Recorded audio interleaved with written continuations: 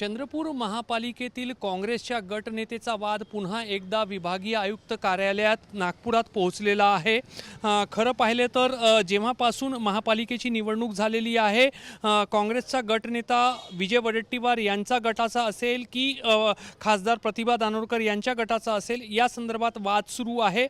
सुरुवातीला राजेश अडूर जे आहेत त्यांना गटनेतेपद जो आहे तो काँग्रेसमधील अंतर्गत कराराप्रमाणे देण्यात आलेला होता। मात्र काही काळानंतर पुन्हा संख्याबळ जो आहे तो बदलला आणि वडेट्टीवार गटातील काही नगरसेवक जे आहेत ते प्रतिभा दानोरकर यांच्या गटाशी जोडले गेले आणि दानोरकर गटाच्या नगरसेवकांची संख्या जास्त झाल्यानंतर राजेश अडूर यांना गटनेता पदावरून दूर करण्यात यावं अशा पद्धतीची मागणी करत दानोरकर गटाचे नगरसेवक जे आहेत ते नागपूरच्या विभागीय आयुक्त कार्यालयात पोहोचले होते आणि तेव्हा विभागीय आयुक्तांनी दानोरकर गटाचे जे सुरेंद्र अडबाले आहेत त्यांना गटनेता जाहीर केला होता। मात्र नंतर तो वाद जो आहे तो न्यायालयात गेला, न्यायालयाने त्या निर्णयाला स्थगिती दिली आणि आता न्यायालयाच्या निर्देशाप्रमाणे आज पुन्हा दोन्ही गट जे आहेत ते आपापला संख्याबळ इथे सिद्ध करण्यासाठी नागपूरच्या विभागीय आयुक्त कार्यालयात पोहोचले आहेत। नागपूरच्या विभागीय आयुक्त विजयालक्ष्मी बिदरी हे आज या संदर्भात निर्णय करण्याची शक्यता आहे। मात्र त्यापूर्वी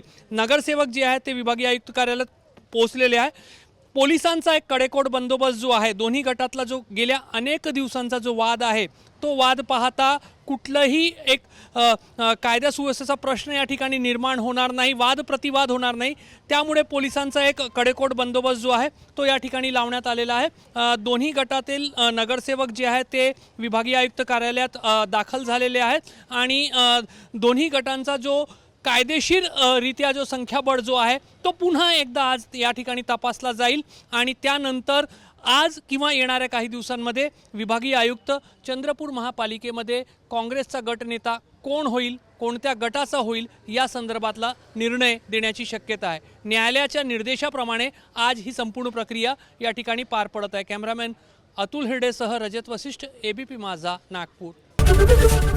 एबीपी माझा, उघडा डोळे बघा नीट।